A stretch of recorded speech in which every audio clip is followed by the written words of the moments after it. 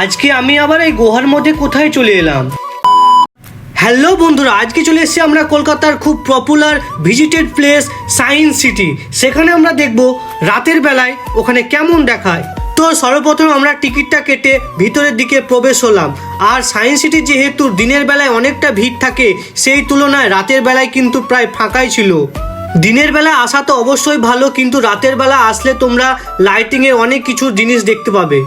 আর আমার সঙ্গে ঘুরতে এসেছিল আমারই কলেজে একটা বন্ধু, যাকে তোমরা আর একটা ভিডিওতে অবশ্যই দেখেছো। সায়েন্স সিটি কিন্তু একটা ঘোরার কোনো জায়গা না, এটা হলো একটা শিক্ষামূলক জায়গা, যেখানে সমস্ত ধরনের ছেলে মেয়ে আসতে পারে। ছোটবেলা থেকে শুনে আসছি কলকাতার সায়েন্স সিটিতে অনেক কিছু ধরনের জিনিস দেখা যায়। সত্যি কথা বলতে গেলে সায়েন্টিফিক এখানে অনেক কিছু আছে, দেখার শেষ নেই। আর এখানে এসে আমরা বেশিক্ষণ থাকিনি, কারণ এখানে আমরা আগেও অনেকবার এসেছি। তাই আমরা সেখান থেকে আর দেরি না করে বেরিয়ে পড়লাম। টাটা বন্ধুরা, আবার দেখা হবে কোনো নেক্সট ভিডিওতে।